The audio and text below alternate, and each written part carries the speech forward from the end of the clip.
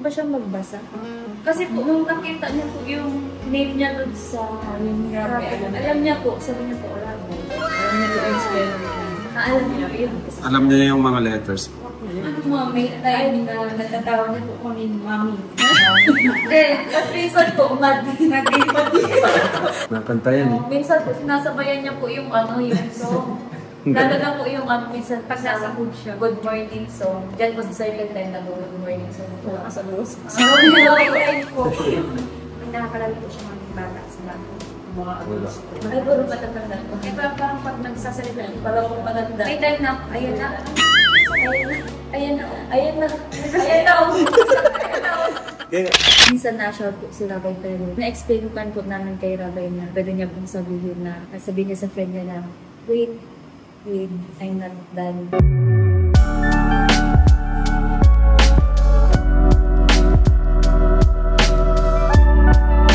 Parang ganun po. Dito din naman po is sa self-awareness. Actually po si Rabay, katulad po kapag naglalagay siya ng shoes, alam niya naman po kung saan nakalagay. Marunong na po ba siyang magbasa? Kasi po, nung nakita niya po yung name niya doon sa... alam niya po, sabi niya po, Rabay. Alam niya po yung spell. Alam niya po yun. Alam niya yung mga letters po. Good thing po yun namin kasi at his age, marunong na po siya mag-identify ng letters. Wow. Tsaka ng numbers po. Dito din po sa attention and persistence, dito po nakapaloob yung attentiveness ni Rabay and sa activities. Actually po si Rabay, mahilig po siya sa activity time. Doon po kami sa activity time namin. Doon po namin pinapagawa yung artwork po nila. After po yun na circle time. So dito naman po sa circle time, dinidiscuss po namin yung topic, yung letters, yung shape, yung color, and then yung mga numbers. After po nun is, magbibigyan na po kami ng activity. Pag activity po, uupo na po yan dito si Rabay. Tapos, pag i-wait niya po yung gawain nila. Tapos, actually po, pag focus po talaga si Rabay kapag may ginagawa po siya. Tapos, kapag po tapos na siya, masabi po siya na plan. Tapos, bibigyan niya po sa amin yung gawa niya. Actually, it's a good thing naman po kasi aware din po si Rabay na kung kailan po siya mag-i-start sa gawain at kung kailan niya po gustong tapusin. Good thing na yun. Opo. So, dito din naman po sa social relationship. Nakikipag-cooperate din naman po siya sa mga classmates siya. Nakikipag-play din siya. Pansin niyo po, puro girls. Kaya po, puro girls, kasundo niyo po yung mga classmates niya. And sa amin din naman pong picture, medyo nakakuha mo na din po namin yung trust ni Rabay. Unlike po, pag ano po, parang hiyain pa mo siya. Which is a good thing po. Bailey, ano mo, may time na natatawag niya po kami mami. Tapos minsan po, kanina po. At ang mga una po, minsan po yung mga klase niya natatawag niya din mami. Tapos minsan magugulat kami. Tapos sinasabi man po, kinokorek man po namin kung ano yung name ng mga klase. pero may time po na may time na tinatawag niya na kami teacher. Tapos, kapag natawag na, may time lang siguro kung nanilimutan niyang banggitin yung teacher kasi siguro kung nababanggit niya yung ano. Ilang beses na yan. Kami, okay. Yung Mabi kasi combination, name namin namin dati. Sasabihin niya na. Pag gano'n naman po, sinasabi po namin ng teacher, para lang din po mag-register din po kay si teacher pala. Dito naman po sa physical development. Dito po nakapaloob yung gross motor skills. Ito pong gross motor skills is yung ginagamit po nila yung katawan nila. Halimbawa sa pag-play, pag-jump, pag-run, pag-walk. So, dito naman po is ang nasa benchmark po naman po sila which is pag-learn behavior naman po. Sa walking, sa running, doon naman din po siya. Actually, mami, minsan, kapag, di ba kapag outdoor activity namin doon sa playground, after po nun, ma-wash hands po kami doon sa taas. Minsan po sa stairs, parang ang gusto po nila kay uupo siya pagpababa. Minsan din po ayaw niya po maglakad. Opo. Kaya po, ina-explain na lang din po namin ang kailangan niya mag-boom. Kasi may mga kasunod pa po siya sa likod. Nakaupo siya sa hagdan. Oo, nakaupo po siya sa bahay. Tagalog po siya. Tagalog din po siya pakakaroon. Tagalog naman pala po siya dito. Minsan tinatablish naman po namin. Naiintindihan din na po. Mix man po, pero mostly Tagalog namin siya kabuso. Dito naman po sa fine motor skills, dito po nakapaloob yung mga hand-eye coordination. Halimbawa po yung paggamit ng pencil, ng color, or ng pagbukas ng water bottle. Si Rabay naman po is nasa benchmark po. Which is sa scribble is good naman din po siya. Yung scribble po, yung kahit simpleng ganun po. Sa color. And dito naman po sa safety, sakto din po siya. Si Rabay naman po, aware din po siya. Halimbawa po kapag nagda-dance kami, may dance po kasi kami na parang na-running.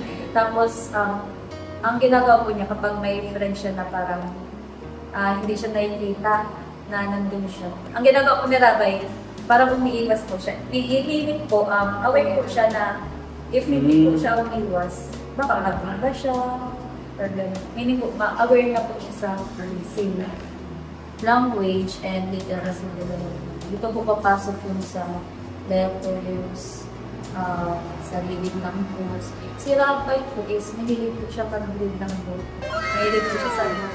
Actually po, ang pag-read lang po kasi namin ng book, since toddler pa naman po sila, hindi po namin word per word, hindi nakalagay. Ang ginagawa lang po namin is ninagal namin kung sino yung nasa picture, ano yung nasa picture. Si Rabay po na identify niya yung mga book. May mga books po siya. Hindi po siya sa trabaho. Hilig siya magbasa eh. Mga letters. Pages, mga animals. I would think po yun kasi doon na po yung start ng kanyang interest sa pag-read. Kasi ano din po yun ng readiness din po pag nag-kinder po sa Rabay. Nag-start po na. Dito din po papasok yung sa communication.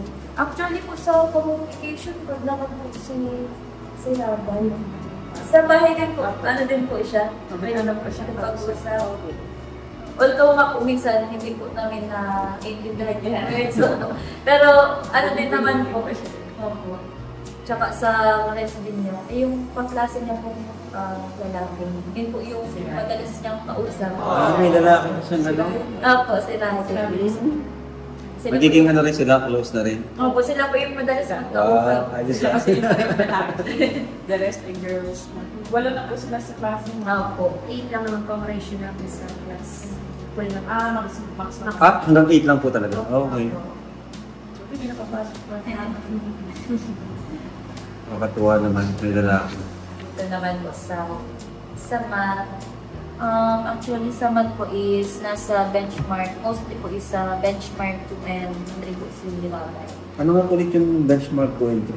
Sa benchmark 2 and 3 po is mostly related po siya sa toddler behavior. Meaning po is on schedule po yung development ni Rabay sa age. Okay. Di bali naman po kung nasa 1 kasi hindi naman po negative yun. Workout man po siya from time to time. Dito po, some. Mostly naman po is benchmark and frequency. Marunong na din po siya mag-count 1, 2, 3. Lagi pinasabihin sa hanggang 100. Hanggang 100 po. Dito din po, papasok. Sa math po kasi namin, pinapasok din po namin yung sa shapes. May mga toys din po kami dito na may circle, may heart. Alam din yan naman po yun. Dito naman po sa science.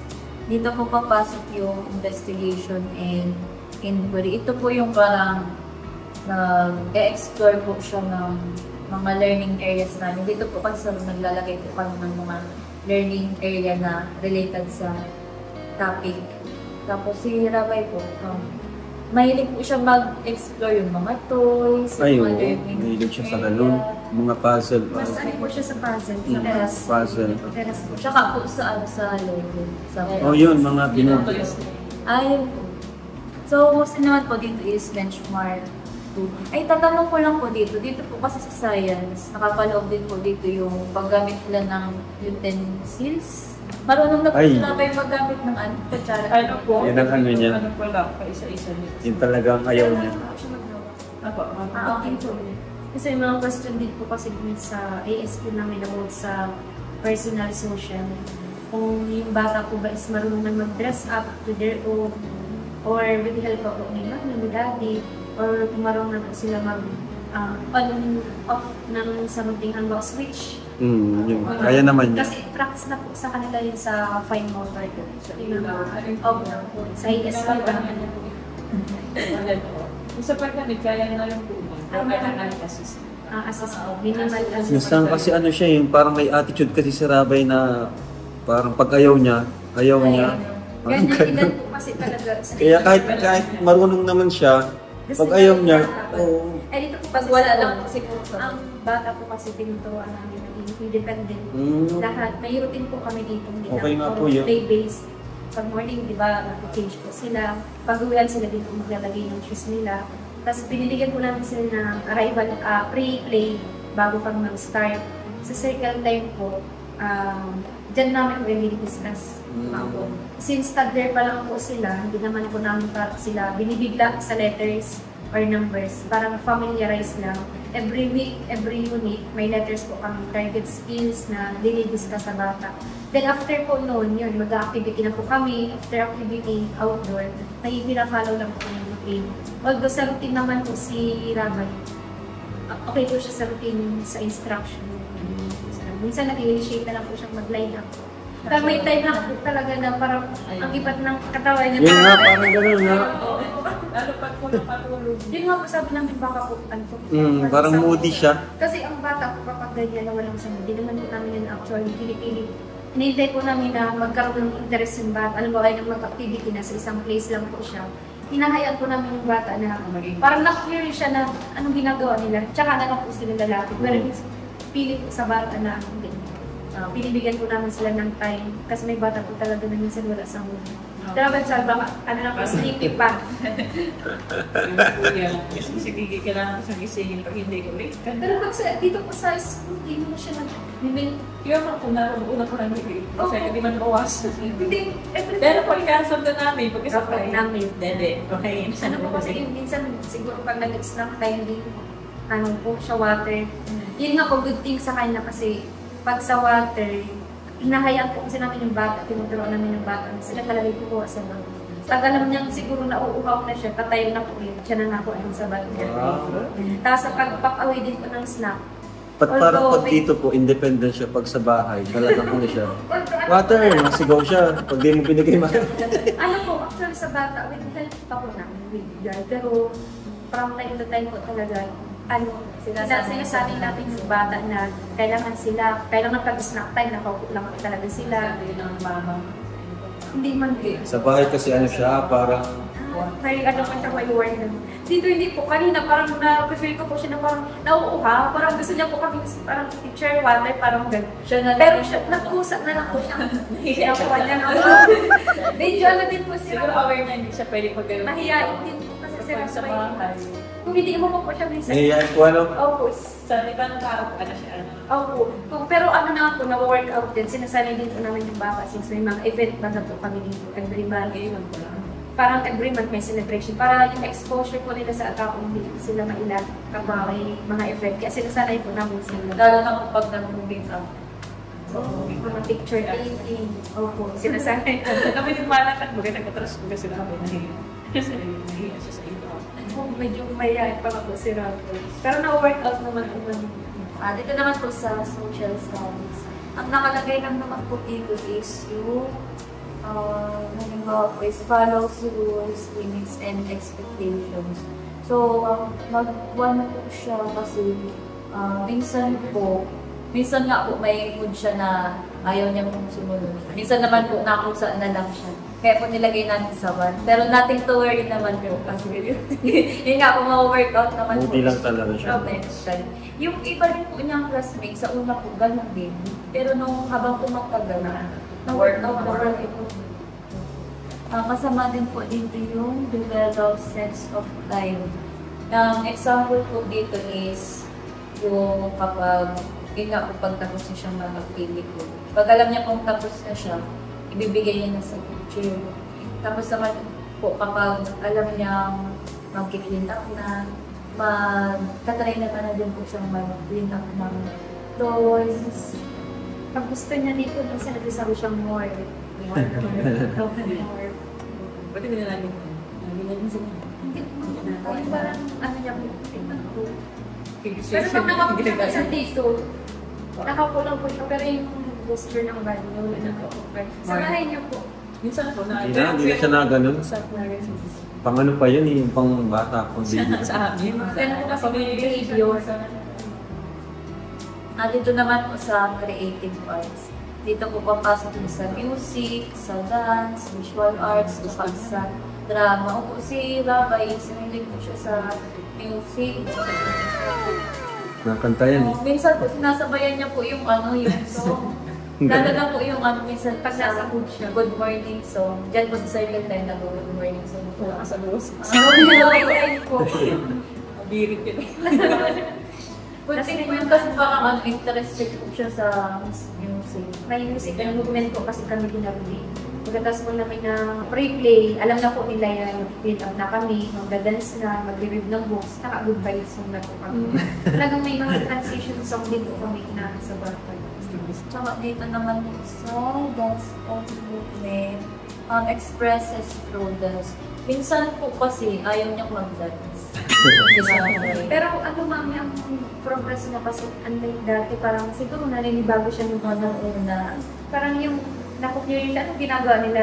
Ngayon, siguro nga po dahil sa routine, na-familiarize nito sa routine, nakopya-join na po siya sa dance. Pero minsan po may pilit lang din siyang song. Pag ayaw niya, busy po siya, nag-play na. Play na lang siya. Pero pag ano po siya, pag alam niya, pag gusto niya naman niya yung music, nag-video. Pilit lang selected. Opo. Dito naman po sa visual arts, ito po yung mga visual art techniques, student with visual art. Dito na po papasok yung mga activities nila, which is benchmark ko naman si Tato. Kaya nga, sabi ko pa na engage po siya kapag nagpa-painting kami, yung pasting activity, yung mga choreography. Mahilig po siya sa artwork. And then dito naman sa drama. Ano yan? Sa drama po, dito po papasok yung parang mga roleplay, mga pretend play. Sa pretend project namin yung pretend play, since dito po sa room namin may mga learning center nga po kami. Tapos sa pretend play man, parang may area lang kami. Halimbawa, may tulad po sa unit namin, may baby doll kami nakadisplay sa Science and Discovery. Yung mga ganun po pinag-pretend niya, halimbawa, sinusuplayan niya si baby, parang dinidress up niya yung baby. Mga nasample po yung ganun yung pretend play. Halimbawa, may something po toys na camera, tapos nagpe-pretend siya na pipicture niya yung friends niya.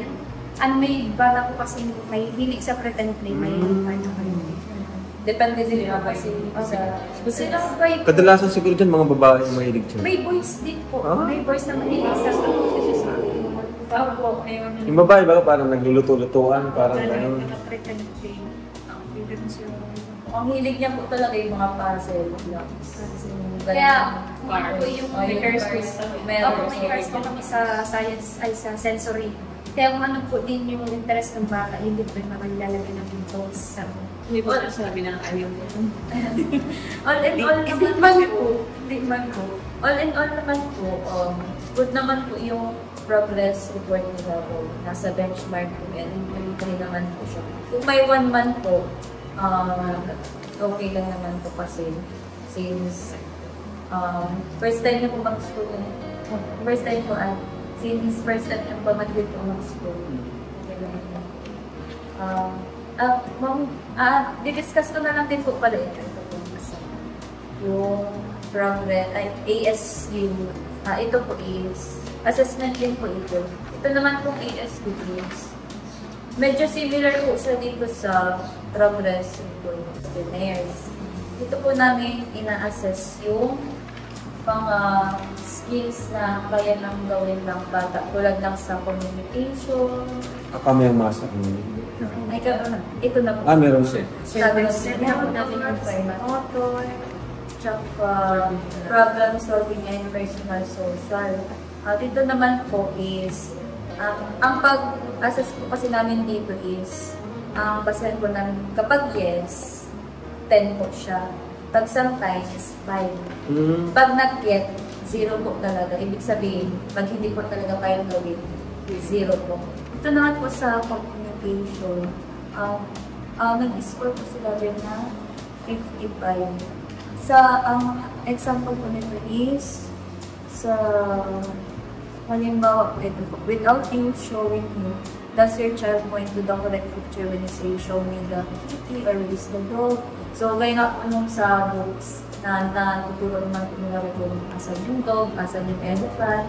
Minsan nga, pinapakita niya na lang po na sabi, elephant. Nice.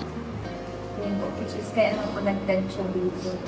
And, example na din po dito sa, kung sabi na po ba siya ng 3-word sentences tulad dyan po sa ladybug. Ang ginagamit po kasi namin yan para sa pag-line up, para po may palatandaan sila kung saan sa ladybug. Hinahanap niya po, pag may kulong dyan, hinahanap niya po, saan na ladybug? Di ba naman siya natin kahit wala yung ladybug po. May time po kasi natatanggal ko nung natitigal. Saan na May ladybug? pagka-umaga. Gusto niya po Uzi? Pero medyo uso siya. Somehow. So, all in all naman po is 55 po siya. Dito po masaya.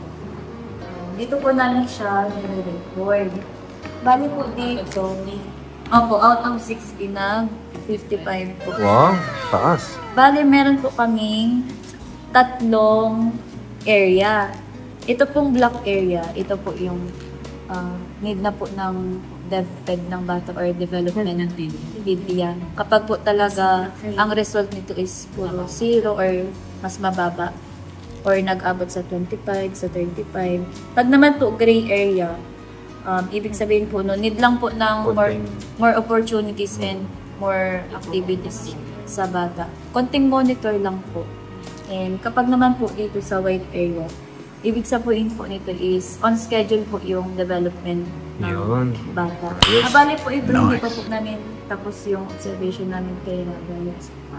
Kailangan pa na. Opo, kailangan pa po namin. Kasi hindi man po namin ito minamadali. At minsan po ang bata is wala sa mood. Hindi man po namin pinipilit na ipagawa yung isang bagay na sa bata. Tsaka hindi po namin siya ginagawa ng once, twice, paulit-ulit po, everyday po namin ito ginagawa. Sinimulan po namin ito is, nag-start si Rabay. So yun po, dito sa communication dito po. Ito po dito is, i-observe po namin dito sa social media.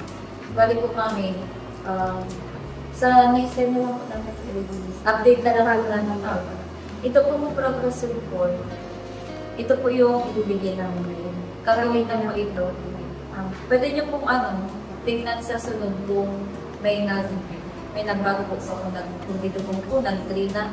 Kasi kung mag-release pa po ulit kami nito sa January 30 next year po. Every term po kasi kami nag-release ng ASQ progress na release po. So, after naman po ngayong month, ang release po namin is itong progress report. Next month po, magkakandak po kami ng art exhibit. Doon po namin i-display yung mga artworks ng mga bata. Pwede niyo po siyang i-visit po sa po siya, November 7. May question po. Kilala na po ba niya yung mga classmates niya? Yung mga classmates niya, wala po. Kilala niya po sa face, pero hindi niya po pa po inaano yung name. Pero from time to time, binabanggit ko namin na parang name niya, Ryan, parang pinapakilala naman po namin sa kanya yung isa na name. Sa kasi sa bahay, hindi siya makatanda ng names. Ay, sa inyo po.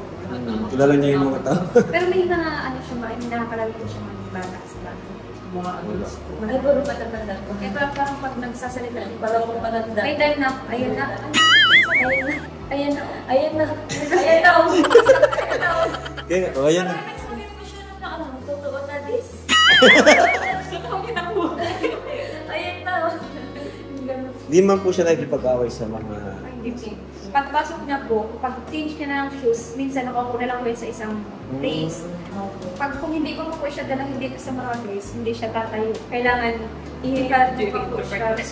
Pero nakikipag, ano man po siya sa... Socialize na po. Di naman niya inaano yung sarili niya, inihiwala Ay, yung... hindi po. Kapag alam niya, lalo na po pag sa outdoor at activity, kapag alam niya ng lahat na sila nag-join na po siya, nag-i-initiate na siya mag-lagyo.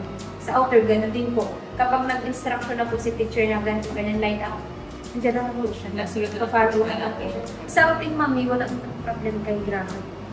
Ano lang po minsan, siguro yung sa pag... Oo, hindi. Tsaka sabi nga, hindi ko lang baka alam. Tanong ko po. Ganun nga po yung sa... Tapos pag nag-wash naman po naman yung patient kasi po ng bata, pinapractice talaga na.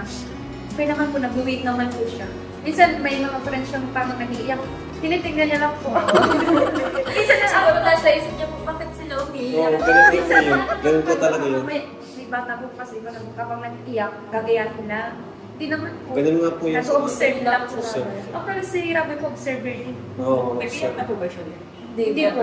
Never po. Kaya sabi na, good thing yun kasi kahit ilang months, nakapag-adjust na siya kahit po paano. Tsaka hindi man baga po siya nanibago ng pagbalik mo. Iba rin sabi ko po, akala ko parang ay bago. Hihiya siya ng Nahihiya. Pero na-work out pa naman po namin. Sa una po talaga may mga batang na din na mahihayin. Pero kapag naging consistent din yung pass, tsaka pag nasanay na, nawawala na ito yung sa mga. Kailangan lang niya namin may sa kanilang tawag. Oo. Kaya pag minsan, pag yung friends niya po tinatawag niya, mali. Kinokorek naman po ako yun. Yung lalaki. Nagugulat na lang po kami. Minsan lalaki po, minsan babae. Kasi po minsan yung pagtawag niyo may ganun pa po, mati. Ayun.